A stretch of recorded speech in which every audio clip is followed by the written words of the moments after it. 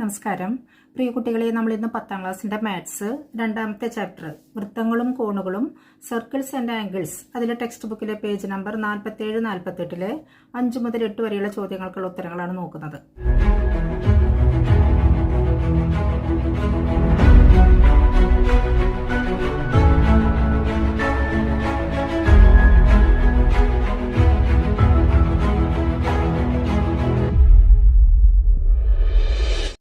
Fifth question. Prove that the circle drawn on the equal sides of an isosceles triangle as diameters pass through the midpoint of the third side. ഒരു ഹിന്റായിട്ട് consider the circle 1 by 1 എന്ന് തന്നിട്ടുണ്ട്. ഒരു സമപാർശ്വ ത്രികോണത്തിന്റെ തുല്യമായ വശങ്ങൾ വ്യാസമായി വരയ്ക്കുന്ന വൃത്തങ്ങൾ മൂന്നാമത്തെ വശത്തിന്റെ മധ്യബിന്ദുവിലൂടെ കടന്നുപോകും എന്ന് തെളിയിക്കുക. സൂചന: ഓരോ വൃത്തമായി പരിശോധിക്കുക.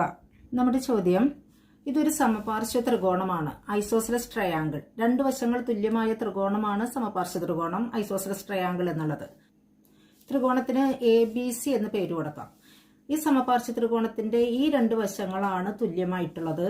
ഈ സമപാർശ്വ ത്രികോണത്തിന്റെ തുല്യമായ വശങ്ങൾ വ്യാസങ്ങളായി രണ്ട് വൃത്തങ്ങൾ വരച്ചിട്ടുണ്ട്. നമ്മളോട് ചോദിച്ചിട്ടുള്ളത് ഈ രണ്ട് വൃത്തങ്ങളും ഈ തുല്യമല്ലാത്ത മൂന്നാമത്തെ വശമായ BCയിലൂടെ കടന്നു പോകുന്നുണ്ട്. ഈ വൃത്തവും BCയിലൂടെ കടന്നു പോകുന്നുണ്ട്, ഈ വൃത്തവും BCയിലൂടെ കടന്നു പോകുന്നുണ്ട്. ആ ബിന്ദുവിന് നമുക്ക് P എന്ന് പേര് കൊടുക്കാം. ഈ സമപാർശ്വ ത്രികോണത്തിന്റെ തുല്യമായ വശങ്ങൾ വ്യാസങ്ങളായി വരച്ചിട്ടുള്ള ഈ രണ്ട് വൃത്തങ്ങളും കടന്നു പോകുന്ന ഈ ഒരു ബിന്ദു എന്നുള്ളത് BCയുടെ മധ്യബിന്ദുവാണ് എന്നാണ് തെളിയിക്കാൻ പറഞ്ഞിട്ടുള്ളത്. ഒരു സൂചന തന്നിട്ടുണ്ട്, ഓരോ വൃത്തങ്ങളായി പരിഗണിക്കുക. ആദ്യം നമുക്ക് AB വ്യാസമായിട്ടുള്ള ഈ ഒരു വൃത്തം പരിഗണിക്കാം. ഒരു വൃത്തത്തിന്റെ വ്യാസം ഡയാമീറ്റർ ആ വൃത്തത്തിനെ രണ്ട് തുല്യ അർദ്ധവൃത്തങ്ങളായി സെമി സർക്കിളുകളായി ഡിവൈഡ് ചെയ്യുന്നു, ഭാഗിക്കുന്നു എന്ന് നമുക്കറിയാം. അപ്പോൾ ഇതും ഒരു അർദ്ധവൃത്തമാണ്, ഇതും ഒരു അർദ്ധവൃത്തമാണ്. നമുക്ക് AP ജോയിൻ ചെയ്യാം. അപ്പോൾ AP ജോയിൻ ചെയ്തു. ഈ വ്യാസത്തിന്റെ രണ്ട് അഗ്രബിന്ദുക്കളായ Aയും Bയും വൃത്തത്തിലെ ഒരു ബിന്ദുവുമായി യോജിപ്പിച്ചപ്പോൾ ഉണ്ടായ ആംഗിൾ ആണ് ഈ ഒരു ആംഗിൾ. അതായത് ഇത് സെമി സർക്കിളിലെ അർദ്ധവൃത്തത്തിലെ ആംഗിൾ ആണ്, അതുകൊണ്ട് ഇത് 90 ഡിഗ്രിയാണ്. ഇനി AC വ്യാസമായ ഡയാമീറ്ററായ ഈ ഒരു വൃത്തം നോക്കാം. ഈ ഒരു അർദ്ധവൃത്തം നമുക്ക് എടുക്കാം. ഇവിടെ AP നമ്മൾ യോജിപ്പിച്ചിട്ടുണ്ട്. ഈ ഡയാമീറ്ററിന്റെ വ്യാസത്തിന്റെ അഗ്രബിന്ദുക്കളായ Aയും Cയും വൃത്തത്തിലെ ഒരു ബിന്ദുവുമായി യോജിപ്പിക്കുമ്പോൾ ഉണ്ടാകുന്ന ആംഗിൾ ആണ് ആംഗിൾ APC. അത് അർദ്ധവൃത്തത്തിലെ ആംഗിൾ ആണ്, അതുകൊണ്ട് അത് 90 ഡിഗ്രിയാണ്. സെമി സർക്കിളിലെ ആംഗിൾ ആണ്, അത് 90 ഡിഗ്രിയാണ്. ഈ ആംഗിൾ 90 വീതമായതുകൊണ്ട് നമുക്ക് മനസ്സിലാക്കാം AP എന്നുള്ളത് BCയിലേക്കുള്ള ലംബമാണ്, പെർപെൻഡിക്കുലർ ആണ്. അപ്പോൾ നമ്മൾ പഠിച്ചിട്ടുള്ളത് ഒരു സമപാർശ്വ ത്രികോണത്തിന്റെ തുല്യമായ വശങ്ങൾ, ഈക്വലായ സൈഡ്സ് ജോയിൻ ചെയ്യുന്ന ഈ വെർട്ടെക്സിലെ ഈ മൂലയിൽ നിന്ന് എതിർവശത്തിലേക്കുള്ള ലംബം ഈ മൂന്നാമത്തെ വശത്തിനെ സമഭാഗം ചെയ്യുന്നു എന്ന് നമ്മൾ പഠിച്ചിട്ടുണ്ട്. അതുകൊണ്ട് AP BCയെ സമഭാഗം ചെയ്യുന്നു എന്നാണ്. അപ്പോൾ P എന്നുള്ളത് BCയെ സമഭാഗം ചെയ്യുന്നു. അതുകൊണ്ട് നമ്മുടെ ചോദ്യത്തിനുള്ള ഉത്തരമായി അപ്പോൾ P എന്നുള്ളത് AB വ്യാസമായ ഈ ഒരു വൃത്തം കടന്നു പോകുന്ന ബിന്ദുവാണ്. അതേപോലെ AC വ്യാസമായ ഈ വൃത്തവും കടന്നു പോകുന്ന ബിന്ദുവാണ് P. ആ P എന്നുള്ളത് BCയുടെ മധ്യബിന്ദുവാണ്. അപ്പോൾ നമ്മൾ പ്രൂവ് ചെയ്തത്, തെളിയിച്ചത് APB എന്ന ആംഗിൾ വ്യാസത്തിന്റെ രണ്ട് അഗ്രബിന്ദുക്കൾ വൃത്തത്തിലെ ഒരു ബിന്ദുവുമായി യോജിപ്പിക്കുമ്പോൾ ഉണ്ടാകുന്ന ആംഗിളാണിത്. അതുകൊണ്ട് ഇത് അർദ്ധവൃത്തത്തിലെ ആംഗിളാണ്, ഇത് 90 ഡിഗ്രിയാണ്. അതേപോലെ AC എന്ന വ്യാസത്തിന്റെയും രണ്ട് അഗ്രബിന്ദുക്കൾ ഈ വൃത്തത്തിലെയും ഒരു ബിന്ദുവാണ് ഈ ഒരു ബിന്ദു.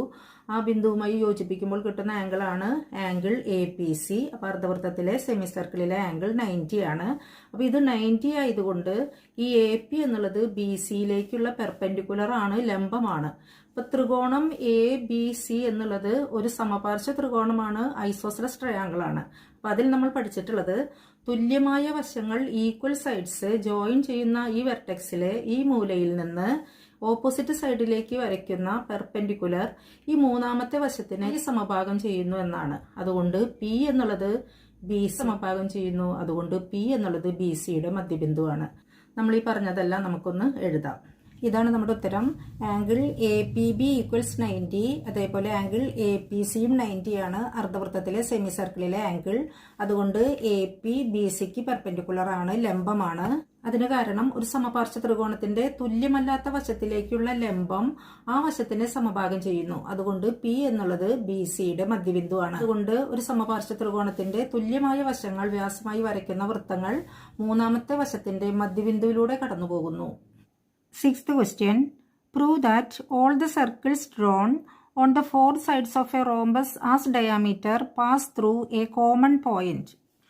ഒരു സമഭുജ സാമാന്തരികത്തിന്റെ 4 വശങ്ങളും വ്യാസമായി വരയ്ക്കുന്ന വൃത്തങ്ങളെല്ലാം പൊതുവായ ഒരു ബിന്ദുവിലൂടെ കടന്നു പോകുമെന്ന് തെളിയിക്കുക. ഈ ചോദ്യം ഒരു സമഭുജ സാമാന്തരികം റോംബസ്, നമ്മൾ അതിന് പേര് കൊടുത്തു ABCD എന്നുള്ളത്. ഇപ്പൊ സമഭുജ സാമാന്തരികം റോംബസ് എന്ന് പറയുന്നത് 4 വശങ്ങളും തുല്യമായ സാമാന്തരികമാണ് സമഭുജ സാമാന്തരികം.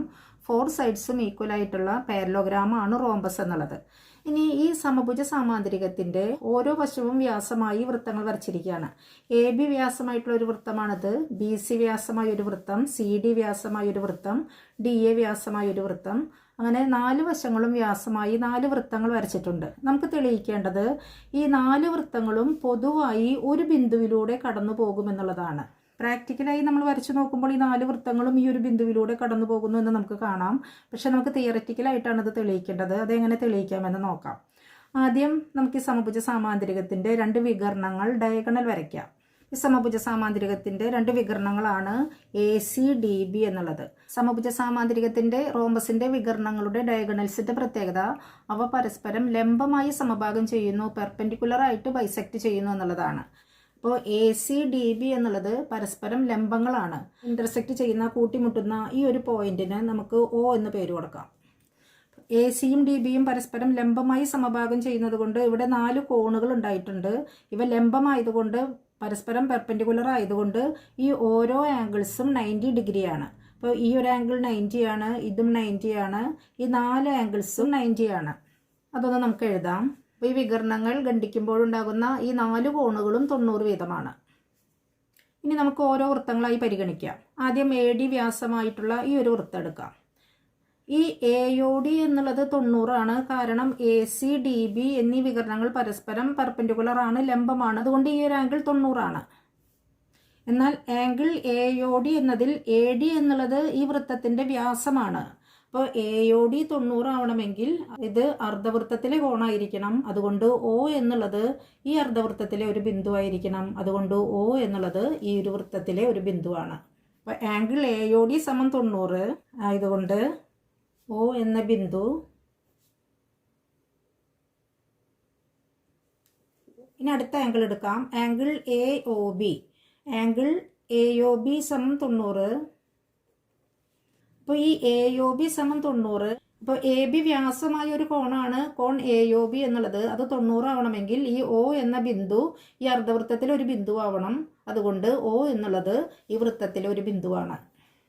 അപ്പോൾ AOB 90 ആയതുകൊണ്ട് ഇവിടെ നമുക്ക് അതേ കാരണം തന്നെയാണ് O എന്ന ബിന്ദു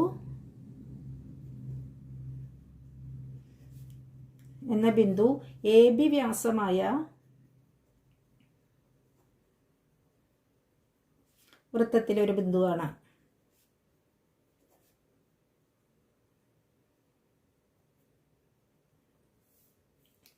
ഇനി അടുത്ത ആംഗിൾ BOC എടുക്കാം. Angle BOC = 90. ഇതിലും BOC എന്നുള്ളത് BC വ്യാസമായ ഒരു കോണാണ്. അതുകൊണ്ട് ഈ BOC 90 ആവണമെങ്കിൽ O എന്നുള്ളത് ഈ അർദ്ധവൃത്തത്തിലെ ഒരു ബിന്ദു ആവണം. അതുകൊണ്ട് O എന്നുള്ളത് ഈ വൃത്തത്തിലെ ഒരു ബിന്ദു ആവണം. Angle COD 90. Angle COD = 90. ഈ ആംഗിൾ COD 90 ആണ്. അതേസമയം DC എന്നുള്ളത് ഈ വൃത്തത്തിന്റെ വ്യാസമാണ്. അപ്പോൾ DOC 90 ആവണമെങ്കിൽ O എന്നുള്ളത് ആ അർദ്ധവൃത്തത്തിലെ ഒരു ബിന്ദു ആവണം. അതുകൊണ്ട് O എന്നുള്ളത് ആ വൃത്തത്തിലെ ഒരു ബിന്ദു ആവണം.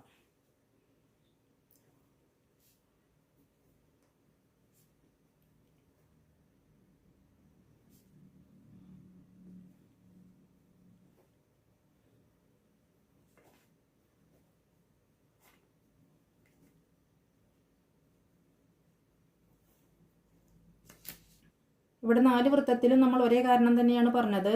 ഒരു സമഭുജ സാമാന്തരികത്തിന്റെ വികരണങ്ങൾ പരസ്പരം ലംബമായാണ് സമഭാഗം ചെയ്യുന്നത്. അപ്പോൾ എ സി ഡി ബിയും പരസ്പരം ലംബങ്ങളായതുകൊണ്ട് ഈ ഇവിടെ ഫോം ചെയ്തിട്ടുള്ള 4 കോണുകളും 90 വീതമാണ്. അതിൽ ഓരോന്നായിട്ട് എടുക്കുമ്പോൾ ആംഗിൾ എ ഒ ഡി എന്നുള്ളത് 90 ആണ്. അതേസമയം ആംഗിൾ എ ഒ ഡി എന്നതിൽ എ ഡി എന്നുള്ളത് ഈ വൃത്തത്തിന്റെ വ്യാസമാണ്. അപ്പോൾ എ ഒ ഡി 90 ആവണമെങ്കിൽ ഒ എന്നുള്ളത് ഈ അർദ്ധവൃത്തത്തിലെ ബിന്ദുവാവണം. അതുകൊണ്ട് ഒ എന്നുള്ളത് ഈ വൃത്തത്തിലെ ബിന്ദുവാവണം. അതേ കാരണം തന്നെയാണ് നമ്മൾ തുടർന്ന് എല്ലാത്തിനും പറഞ്ഞിട്ടുള്ളത്. പക്ഷേ കോണുകളുടെ പേരും ഡയാമീറ്റർ, വ്യാസം, അതിൻ്റെ പേരുകൾക്ക് മാത്രമാണ് മാറ്റുള്ളത്. ഒരേ കാരണം തന്നെയാണ് നമ്മൾ എല്ലാത്തിനും പറയുന്നത്. അപ്പോൾ ഈ ഒ എന്ന ബിന്ദു എ ഡി വ്യാസമായ വൃത്തത്തിൻ്റെയും എ ബി വ്യാസമായ വൃത്തത്തിൻ്റെയും ബി സി വ്യാസമായ വൃത്തത്തിൻ്റെയും സി ഡി വ്യാസമായ വൃത്തത്തിൻ്റെയും ബിന്ദുവാണ്. അതുകൊണ്ട് ഈ 4 വൃത്തങ്ങളും ഈ ഒരു ബിന്ദുവിലൂടെ കടന്നു പോകുന്നു. ഈ 4 വൃത്തങ്ങളും പൊതുവായ ഒരു ബിന്ദുവിലൂടെ കടന്നു പോകുന്നു. അതുകൊണ്ട് സമഭുജ സാമാന്തരികത്തിന്റെ വശങ്ങൾ വ്യാസമായി വരയ്ക്കുന്ന വൃത്തങ്ങളെല്ലാം പൊതുവായ ഒരു ബിന്ദുവിലൂടെ കടന്നു പോകുന്നു. All the circles drone on the 4 sides of a rhombus as diameters pass through a common point. 7th question. In the picture below, a triangle is drawn joining the ends of the diameter of a circle and another point on the semicircle, and then semicircles on the other sides of the triangle as diameters. Prove that the sum of the areas of the blue and red crescents in the second picture is equal to the area of the triangle. Hint: see the last problem of the lesson, parts of circles of class 9 textbook. ഒരു അർദ്ധവൃത്തത്തിലെ ഒരു ബിന്ദുവും വ്യാസത്തിൻ്റെ 2 അറ്റങ്ങളും ചേർത്ത് ഒരു ത്രികോണം വരച്ചു. തുടർന്ന് ത്രികോണത്തിൻ്റെ മറ്റു 2 വശങ്ങൾ വ്യാസമായി അർദ്ധവൃത്തങ്ങളും വരച്ചിട്ടുണ്ട്. 2ാം ചിത്രത്തിലെ നീലയും ചുവപ്പുമായ ചന്ദ്രക്കലകളുടെ പരപ്പളവുകൾ കൂട്ടിയാൽ ത്രികോണത്തിൻ്റെ പരപ്പളവ് കിട്ടുമെന്ന് തെളിയിക്കുക. സൂചന: 9ാം ക്ലാസ്സിലെ വൃത്തഭാഗങ്ങൾ എന്ന പാഠത്തിലെ അവസാനത്തെ ചോദ്യം ഓർക്കുക. നമുക്ക് ചോദ്യം ശരിക്കൊന്ന് മനസ്സിലാക്കാം. ഒരു അർദ്ധവൃത്തത്തിലെ ഒരു ബിന്ദുവും അർദ്ധവൃത്തത്തിൻ്റെ വ്യാസത്തിൻ്റെ 2 അറ്റങ്ങളും കൂടി യോജിപ്പിച്ച് ഒരു ത്രികോണം വരച്ചിരിക്കുന്നു. നമുക്ക് പറയാൻ സൗകര്യത്തിനായി നമുക്കിതിന് പേര് കൊടുക്കാം. എ ബി ആണ് വ്യാസം, സി ആണ് വൃത്തത്തിലെ ഒരു ബിന്ദു. വ്യാസത്തിന്റെ 2 അഗ്രങ്ങളായ എയും ബിയും വൃത്തത്തിലെ ഒരു ബിന്ദുവായ സിയുമായി യോജിപ്പിച്ച് ഒരു ത്രികോണം വരച്ചിരിക്കുന്നു. ത്രികോണം A B C. A B വ്യാസമായിട്ടുള്ള അർദ്ധവൃത്തമാണ് ഈ ഒരു അർദ്ധവൃത്തം എന്നുള്ളത്. ഇനി ആ ത്രികോണത്തിന്റെ മറ്റ് 2 വശങ്ങളും കൂടി വ്യാസമായി അർദ്ധവൃത്തങ്ങൾ വരച്ചിരിക്കുകയാണ്. എ സി വ്യാസമായിട്ടുള്ള അർദ്ധവൃത്തമാണ് ഈ ഒരു അർദ്ധവൃത്തം. അതേപോലെ ബി സി വ്യാസമായിട്ടുള്ള ഒരു അർദ്ധവൃത്തം കൂടി വരച്ചിരിക്കുന്നു. അപ്പോൾ ഈ ഒരു ത്രികോണത്തിന്റെ 3 വശങ്ങളും വ്യാസമായിട്ടുള്ള അർദ്ധവൃത്തങ്ങൾ ഇവിടെ വരച്ചിട്ടുണ്ട്. എ ബി വ്യാസമായിട്ടുള്ള അർദ്ധവൃത്തമാണ് ഈ ഒരു അർദ്ധവൃത്തം എന്നുള്ളത്. എ സി വ്യാസമായിട്ടുള്ള അർദ്ധവൃത്തമാണിത്. ബി സി വ്യാസമായിട്ടുള്ള അർദ്ധവൃത്തമാണ് ഈ ഒരു അർദ്ധവൃത്തം. ഈ ഒരു അർദ്ധവൃത്തത്തിന്റെ വ്യാസം അഗ്രബിന്ദുക്കളായാണ് ഈ ത്രികോണം വരച്ചിട്ടുള്ളത്. അതുകൊണ്ട് തന്നെ ഈ എ സി ബി എന്നുള്ളത് അർദ്ധവൃത്തത്തിലെ ഒരു കോണാണ്. അതുകൊണ്ട് ഈ കോൺ 90 ഡിഗ്രിയാണ്. ഇത് 90 ഡിഗ്രി ആയതുകൊണ്ട് തന്നെ ഈ ത്രികോണം എ ബി സി എന്നുള്ളത് ഒരു റൈറ്റ് ട്രയാങ്കിൾ ആണ്, ഒരു മട്ടത്രികോണമാണ്. ഇനി 9ാം ക്ലാസ്സിൽ നമ്മൾ പഠിച്ചിട്ടുള്ള വൃത്തഭാഗങ്ങൾ എന്ന പാഠത്തിലെ അവസാനത്തെ ചോദ്യം ഓർക്കാൻ പറഞ്ഞിട്ടുണ്ട്. അതിൽ നമ്മൾ ഇങ്ങനെയാണ് പഠിച്ചിട്ടുള്ളത്: ഒരു മട്ടത്രികോണത്തിന്റെ ലംബവശങ്ങൾ വ്യാസങ്ങളായിട്ടുള്ള അർദ്ധവൃത്തങ്ങളുടെ പരപ്പളവ് ഏരിയാസിന്റെ സമ്മ് എന്നുള്ളത് അതിന്റെ ഹൈപ്പോട്ടന്യൂസ് കർണം വ്യാസമായ അർദ്ധവൃത്തത്തിന്റെ പരപ്പളവിന് ഏരിയയ്ക്ക് തുല്യമാണ് എന്നുള്ളതാണ്. അപ്പോൾ എ സി വ്യാസമായ ഈ ഒരു അർദ്ധവൃത്തവും ബി സി വ്യാസമായ ഈ ഒരു അർദ്ധവൃത്തങ്ങളുടെ പരപ്പളവിന്റെ ഏരിയാസിന്റെ സമ്മാണ് അതിന്റെ ഹൈപ്പോട്ടന്യൂസ് കർണം വ്യാസമായ ഈ ഒരു അർദ്ധവൃത്തം. 9ാം ക്ലാസ്സിൽ പഠിച്ചിട്ടുള്ളത് ഈ മട്ടത്രികോണത്തിന്റെ ലംബവശങ്ങൾ, അതായത് എ സി വ്യാസമായ ഈ അർദ്ധവൃത്തത്തിന്റെയും ബി സി വ്യാസമായ ഈ അർദ്ധവൃത്തത്തിന്റെയും പരപ്പളവുകളുടെ തുക സം ഓഫ് ദ ഏരിയാസ് ഈ ഹൈപ്പോട്ടന്യൂസ് കർണം വ്യാസമായ ഈ അർദ്ധവൃത്തത്തിന്റെ ഏരിയയോട് തുല്യമാണ്, പരപ്പളവിനോട് തുല്യമാണ് എന്നാണ് പറഞ്ഞിട്ടുള്ളത്. ഇതേ ആശയം തന്നെയാണ് ഇവിടെ, പക്ഷെ കുറച്ച് വ്യത്യാസമായിട്ട് വരച്ചിട്ടുള്ളത്. ഈ എ ബി വ്യാസമായ അർദ്ധവൃത്തം ത്രികോണത്തിന്റെ പുറത്തേക്ക് വരയ്ക്കുന്നതിന് പകരം ഇപ്പുറത്തേക്ക് വരച്ചു എന്നുള്ളത് മാത്രമാണ് വ്യത്യാസം. അപ്പോൾ ഇത് 2 അർദ്ധവൃത്തങ്ങളും ഒരു സെയിം സർക്കിളിന്റെ അർദ്ധവൃത്തങ്ങളാണ്, സെമി സർക്കിളുകളാണ്. അതുകൊണ്ട് ഏരിയ തുല്യമാണ്. ഇപ്പോൾ 9ാം ക്ലാസ്സിൽ ആ പ്രോബ്ലം ചെയ്തതുകൊണ്ട് നമുക്ക് പറയാം എ സി വ്യാസമായ ഈ അർദ്ധവൃത്തത്തിന്റെയും ബി സി വ്യാസമായ ഈ അർദ്ധവൃത്തത്തിന്റെയും പരപ്പളവുകളുടെ തുകയാണ് ഈ എ ബി വ്യാസമായ ഈ അർദ്ധവൃത്തത്തിന്റെ പരപ്പളവ്, ഏരിയ എന്ന് നമുക്ക് പറയാം. പക്ഷേ അത് നമ്മളൊരു ചോദ്യത്തിന്റെ ഉത്തരമായിട്ടാണ് അത് ചെയ്തിട്ടുള്ളത്. 5 മാർക്കിന്റെ ചോദ്യമാവുമ്പോൾ അത് നമുക്ക് പ്രൂവ് ചെയ്ത് കാണിക്കുന്നതാണ് നല്ലത്. ത്രികോണം എ ബി സി എന്നുള്ളത് ഒരു മട്ടത്രികോണമാണ്, ഒരു റൈറ്റ് ട്രയാങ്കിൾ ആണ്. അപ്പോൾ പൈത്തഗോറസ് തിയറം കർണം സ്ക്വയർ സമം പാദം സ്ക്വയർ പ്ലസ് ലംബം സ്ക്വയർ. അപ്പോൾ കർണം എന്നുള്ളത് ഹൈപ്പോട്ടന്യൂസ് എന്നുള്ളത് എ ബി ആണ്. A B square equals A C square plus B C square. ഇത് പൈത്തഗോറസ് തിയറാണ്. ഇനി മട്ടത്രികോണത്തിന്റെ ഓരോ വശവും വ്യാസമായി വരച്ചിട്ടുള്ള അർദ്ധവൃത്തങ്ങളുടെ പരപ്പളവുകൾ ഏരിയ തമ്മിലുള്ള ബന്ധമാണ് നമ്മൾ നോക്കുന്നത്. ഒരു വൃത്തത്തിന്റെ പരപ്പളവ് area of a circle pi r square ആണെന്നറിയാം. നമുക്കിവിടെ അർദ്ധവൃത്തമാണ് വേണ്ടത്, സെമി സർക്കിൾ ആണ് വേണ്ടത്.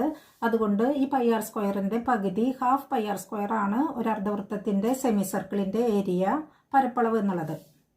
ഇനി ഓരോ അർദ്ധവൃത്തങ്ങളുടെ ഏരിയ നോക്കാം. ആദ്യം എ സി വ്യാസമായിട്ടുള്ള ഈ ഒരു അർദ്ധവൃത്തത്തിന്റെ പരപ്പളവ് പൈ ആർ സ്ക്വയർ ആണ് ഒരു വൃത്തത്തിന്റെ പരപ്പളവ്. അതിന്റെ പകുതിയായ ഹാഫ് പൈ ആർ സ്ക്വയർ സമം half pi into A C ആണ് ഡയാമീറ്റർ. അതുകൊണ്ട് അതിന്റെ റേഡിയസ് ആരം എന്നുള്ളത് എ സിയുടെ പകുതിയാണ്. അപ്പോൾ എ സിയുടെ പകുതിയാണ് ആർ എന്നുള്ളത്. അപ്പോൾ ആർ സ്ക്വയർ എന്ന് പറയുമ്പോൾ A C by 2 whole square സമം 1/2 പൈ ഇൻറ്റു ഈ സ്ക്വയർ ന്യൂമറേറ്ററിനും ഡിനോമിനേറ്ററിനും അംശത്തിനും ഛേദത്തിനുമായി കൊടുക്കുമ്പോൾ എ സി സ്ക്വയർ 2 സ്ക്വയർ 4 ആണ് സമം ഇവിടെ ഛേദത്തിൽ 2ഉം 4ഉം ഉണ്ട്. അത് ഒരുമിച്ച് നമുക്ക് മൾട്ടിപ്ലൈ ചെയ്യാം, ഗുണിക്കാം. അപ്പോൾ 1/2 × 4 എന്നുള്ളത് 8 പൈ എ സി സ്ക്വയർ. ഇത് ഒന്നാമത്തെ ഇക്വേഷൻ. ഇതാണ് എ സി വ്യാസമായ ഈ അർദ്ധവൃത്തത്തിന്റെ പരപ്പളവ് ഏരിയ. ഇനി ബി സി വ്യാസമായ അർദ്ധവൃത്തത്തിന്റെ പരപ്പളവ് ഇതേപോലെ തന്നെ കാണാം. ഏരിയ ഹാഫ് പൈ ഇൻറ്റു ഇവിടെ ബി സി ആണ് ഡയാമീറ്റർ വ്യാസം, അതിന്റെ പകുതിയാണ് ആരം റേഡിയസ്. അപ്പോൾ ബി സിയുടെ പകുതി ബി സി ബൈ 2.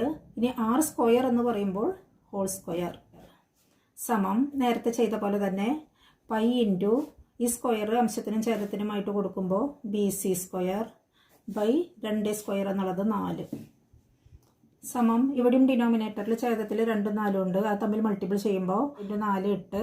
അപ്പോൾ 1/8 into pi into B C square. ഇതാണ് രണ്ടാമത്തെ ഇക്വേഷൻ.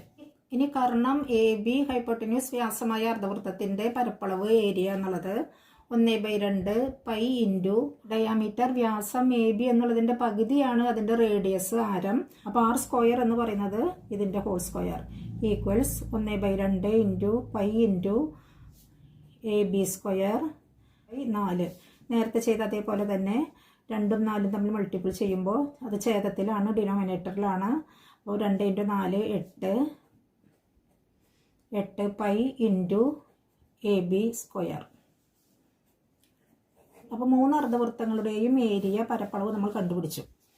അപ്പോൾ ചെറിയ അർദ്ധവൃത്തങ്ങളുടെ പരപ്പളവുകൾ തമ്മിൽ കൂട്ടാം നമുക്ക്. ഒന്നാമത്തെ ഇക്വേഷനും രണ്ടാമത്തെ ഇക്വേഷനും തമ്മിൽ കൂട്ടുമ്പോൾ 1/8 pi A C square plus 1/8 pi B C square equals. ഇതിൽ 1/8 എന്നുള്ളതും പൈ എന്നുള്ളതും കോമൺ ആണ്, രണ്ടിലും പൊതുവായിട്ടുള്ളതാണ്. അപ്പോൾ പൊതു ഘടകം നമുക്ക് പുറത്തേക്ക് എടുത്താൽ 1/8 പൈ, പിന്നെ ബാക്കിയുള്ളത് എ സി സ്ക്വയർ പ്ലസ് ഇതിൽ ബാക്കിയുള്ളത് ബി സി സ്ക്വയർ സമം A C square plus B C square Pythagoras theorem അനുസരിച്ച് അത് എ ബി സ്ക്വയർ ആണെന്ന് നമ്മൾ നേരത്തെ കണ്ടിട്ടുണ്ട്. അപ്പോൾ 1/8 pi into A C square plus B C സ്ക്വയറിൻ്റെ സ്ഥാനത്ത് നമുക്ക് എന്തെഴുതാം? A C square plus B C സ്ക്വയറിൻ്റെ സ്ഥാനത്ത് നമുക്ക് എ ബി സ്ക്വയർ എന്ന് എഴുതാം.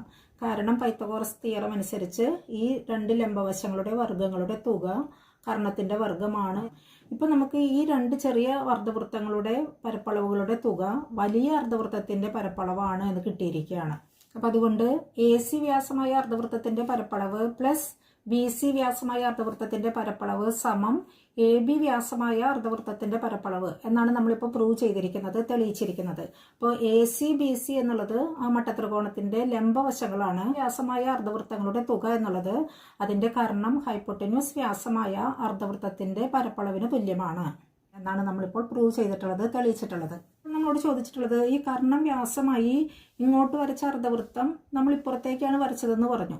അങ്ങനെ വരച്ചപ്പോൾ ഈ 2 ചെറിയ അർദ്ധവൃത്തങ്ങളെ ഇത് കട്ട് ചെയ്തുകൊണ്ടാണ് പോകുന്നത്. അപ്പോൾ ഈ ഒരു ഭാഗം എന്നുള്ളത് എ സി വ്യാസമായ അർദ്ധവൃത്തത്തിന്റെയും എ ബി വ്യാസമായ അർദ്ധവൃത്തത്തിന്റെയും പൊതുവായ ഭാഗമാണ്. അതേപോലെ ഈ ഒരു ഭാഗം എന്നുള്ളത് BC വ്യാസമായ അർദ്ധവൃത്തത്തിലും AB വ്യാസമായ അർദ്ധവൃത്തത്തിലും പൊതുവായിട്ടുള്ളതാണ്. ഈ അർദ്ധവൃത്തത്തിൽ നിന്ന് ഇത്രയും ഭാഗം മുറിച്ച് കളഞ്ഞാൽ അല്ലെങ്കിൽ മൈനസ് ചെയ്താൽ കിട്ടുന്നത് ഒരു ചന്ദ്രക്കല ആകൃതിയിലാണ്.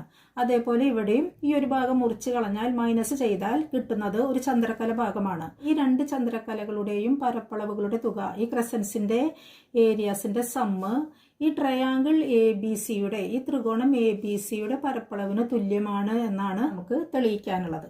പറയാൻ സൗകര്യത്തിനായിട്ട് നമുക്ക് ഈ പരപ്പളവുകൾക്ക് പേര് കൊടുക്കാം. ഈ മട്ടത്രികോണത്തിന്റെ പരപ്പളവിനെ നമുക്ക് ക്യാപിറ്റൽ A എന്നും, ഈ നീല നിറത്തിലുള്ള ഈ ചന്ദ്രക്കല ക്രസന്റിന്റെ ഏരിയ സ്മോൾ ലെറ്റർ A എന്നും, ഈ റെഡ് കളറിലുള്ള ഈ ചുവന്ന കളറിലുള്ള ചന്ദ്രക്കലയുടെ ക്രസന്റിന്റെ ഏരിയ സ്മോൾ ലെറ്റർ B എന്നും എടുക്കാം.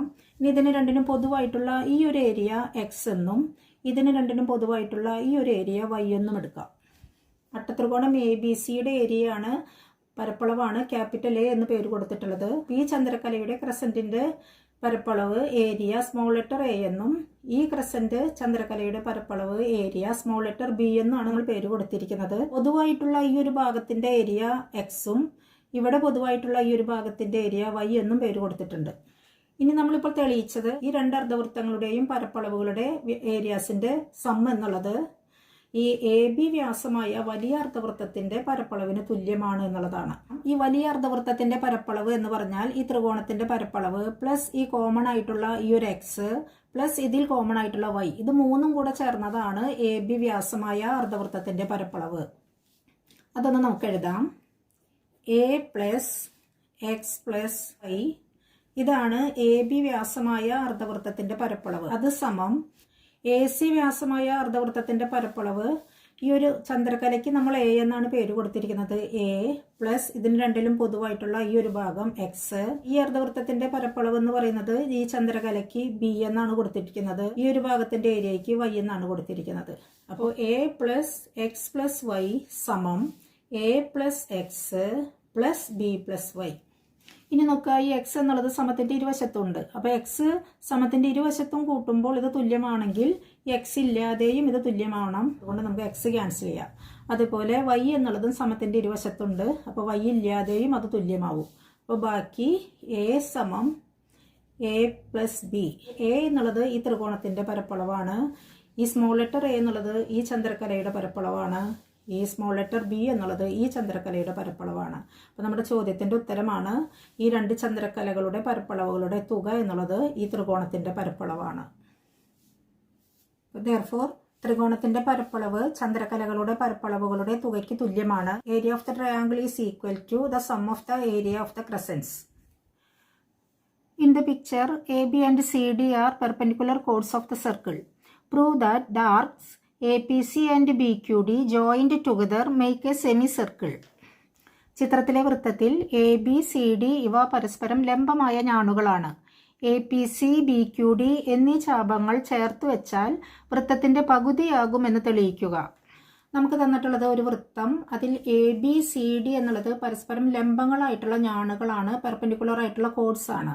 ഈ ചാപം APCയും ഈ ചാപം BQDയും ഇവ രണ്ടും ചേർത്ത് വെച്ചാൽ ഒരു അർദ്ധവൃത്തം കിട്ടും എന്നാണ് നമുക്ക് തെളിയിക്കേണ്ടത്. ഒരു അർദ്ധവൃത്തത്തിന്റെ കേന്ദ്രകോൺ നമുക്ക് 180 ആണെന്ന് അറിയാം. അപ്പോൾ ഇതൊരു ചാപം APC, ഈ ഒരു ചാപം BQD, ഈ രണ്ട് ചാപങ്ങളും ചേർത്ത് വെക്കുമ്പോൾ ഇതുപോലെ ഒരു അർദ്ധവൃത്തം കിട്ടും, സെമി സർക്കിൾ കിട്ടുമെന്നാണ് തെളിയിക്കേണ്ടത്.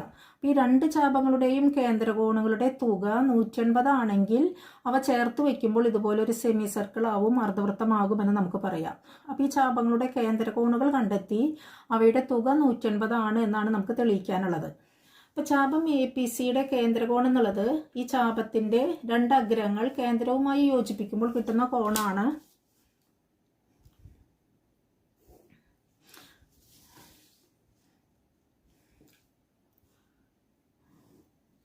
അപ്പോൾ എയും സിയും ഈ കേന്ദ്രവുമായി യോജിപ്പിച്ചപ്പോൾ കിട്ടിയ ഈ ഒരു കോണാണ് ചാപം AC-യുടെ കേന്ദ്രകോൺ എന്നുള്ളത്. ഇനി ഈ ചാപം AC-യിലല്ലാതെ വൃത്തത്തിലെ മറ്റൊരു ബിന്ദുവാണ് D എന്നുള്ളത്. അപ്പൊ ചാപം AC വൃത്തത്തിലെ ഈ ഒരു ബിന്ദുവിൽ ഉണ്ടാക്കുന്ന കോൺ ADC ആണ്. ഇപ്പൊ ABയും CDയും പരസ്പരം ലംബങ്ങളായിട്ടുള്ള ഞാണുകളാണ്, പെർപെൻഡിക്കുലർ ആയിട്ടുള്ള കോഡ്സ് ആണ്. അത് നമ്മുടെ ഉത്തരത്തിലേക്കുള്ള ഒരു സൂചനയായിരിക്കും. അതുകൊണ്ടാണ് ഈ ചാപം AC-യെ നമ്മൾ ഈ ഡിയുമായി യോജിപ്പിച്ച് ഈ ചാപത്തിൻ്റെ മറുചാപത്തിലുള്ള ഒരു കോണായിട്ട് ഇത് നമ്മൾ എടുത്തത്. ചാപം APC അതിൻ്റെ കേന്ദ്രത്തിലുണ്ടാക്കുന്ന കോണിൻ്റെ പകുതിയായിരിക്കും അത് വൃത്തത്തിലൊരു ബിന്ദുവിലുണ്ടാക്കുന്ന കോൺ, അല്ലെങ്കിൽ വൃത്തത്തിലൊരു ബിന്ദുവിലുണ്ടാക്കുന്ന കോണിൻ്റെ ഇരട്ടിയായിരിക്കും അത് കേന്ദ്രത്തിലുണ്ടാക്കുന്ന കോൺ. അപ്പോൾ ഈ കോൺ X എന്നെടുത്താൽ അതിൻ്റെ കേന്ദ്രകോൺ എന്നുള്ളത് 2x. അതുപോലെ ചാപം BQDയുടെ അഗ്രബിന്ദുക്കളായ Bയും Dയും കേന്ദ്രവുമായി യോജിപ്പിക്കാം. അപ്പോൾ ചാപം BQDയുടെ അഗ്രബിന്ദുക്കൾ Bയും Dയും കേന്ദ്രവുമായി യോജിപ്പിച്ചപ്പോൾ കിട്ടിയ കേന്ദ്രകോണാണ് ഈ ഒരു കോൺ എന്നുള്ളത്. ഇനി ഈ ചാപം വൃത്തത്തിലെ മറ്റൊരു ബിന്ദുവായ എയിൽ ഉണ്ടാക്കുന്ന കോൺ BAD ആണ്. ഈ കോൺ y ആയിട്ട് എടുക്കുകയാണെങ്കിൽ ഇതിൻ്റെ ഇരട്ടിയായിരിക്കും അതിൻ്റെ കേന്ദ്രകോൺ. ഇതൊന്ന് നമുക്ക് എഴുതാം. അപ്പോൾ ചാപം APC കേന്ദ്രത്തിലുണ്ടാക്കുന്ന കോൺ 2x എന്നും ചാപം BQD കേന്ദ്രത്തിലുണ്ടാക്കുന്ന കോൺ 2y എന്നുമാണ് നമുക്ക് കിട്ടിയിട്ടുള്ളത്. പക്ഷേ ഈ എക്സും വൈയും എത്രയാണെന്ന് നമുക്കറിയില്ല. ഇവിടെ ഒരു ത്രികോണമുണ്ട്. ഇത് പെർപെൻഡിക്കുലർ ലംബമായതുകൊണ്ട് ഈ കോൺ 90 ഡിഗ്രിയാണ്. അതുകൊണ്ട് ഈ ത്രികോണം ഒരു മട്ടത്രികോണമാണ്. നമുക്കിവിടെ ഒരു പേര് കൊടുക്കാം, M എന്ന് കൊടുക്കാം. അപ്പോൾ AMD എന്നൊരു ത്രികോണം മട്ടത്രികോണമാണ്. കാരണം ABയും CDയും പരസ്പരം ലംബങ്ങളാണ്, പെർപെൻഡിക്കുലർ ആണ്. അതുകൊണ്ട് ഈ കോൺ 90 ഡിഗ്രിയാണ്. അപ്പോൾ ത്രികോണം AMD എന്നുള്ളത് നമുക്ക് പരിഗണിക്കാം. ഈ ത്രികോണത്തിലെ 2 കോണുകളാണ് എക്സും വൈ ആയിട്ട് നമ്മൾ എടുത്തിട്ടുള്ളത്. അപ്പോൾ ഒരു ത്രികോണത്തിൻ്റെ 3 കോണുകളുടെ തുക 180 ആണെന്നറിയാം. അപ്പോൾ ത്രികോണത്തിൻ്റെ 3 കോണുകളുടെ തുക കോൺ ADM പ്ലസ് കോൺ DAM പ്ലസ് കോൺ AMD. ഈ 3 കോണുകളും കൂടെ കൂട്ടുമ്പോൾ 180 ആണെന്നറിയാം. അതിൽ കോൺ ADM ആണ് നമ്മൾ X ആയിട്ട് എടുത്തിട്ടുള്ളത്, കോൺ DAM Y ആയിട്ടാണ് എടുത്തിട്ടുള്ളത്, പ്ലസ് കോൺ AMD എന്നുള്ളത് പെർപെൻഡിക്കുലർ ആയതുകൊണ്ട് ലംബമായതുകൊണ്ട് അത് 90 ഡിഗ്രിയാണ്, സമം 180. ഈ 90 ഇങ്ങോട്ട് കൊണ്ടുവന്നാൽ X പ്ലസ് Y സമം 180 മൈനസ് 90 സമം 90. അതായത് X പ്ലസ് Y സമം 90. 2 ചാപങ്ങളുടെയും കേന്ദ്രകോണുകൾ നമ്മൾ കണ്ടെത്തിയിട്ടുണ്ട്. അവയുടെ തുക സം കാണാം. ചാപം APCയുടെ കേന്ദ്രകോൺ 2x plus ചാപം BQDയുടെ കേന്ദ്രകോൺ 2y.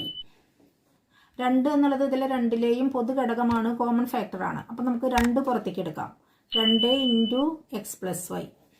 2 common factor പൊതുഘടകം പുറത്തേക്ക് എടുത്തപ്പോൾ 2 ഇൻറ്റു ഇവിടെ പിന്നെ ബാക്കിയുള്ളത് എക്സ് പ്ലസ് ഇവിടെ വൈ. അപ്പോൾ 2 into X plus y. X plus y 90 ആണെന്ന് നമ്മൾ കണ്ടെത്തിയിട്ടുണ്ട്. അപ്പോൾ 2 ഇൻറ്റു 90 സമം 180.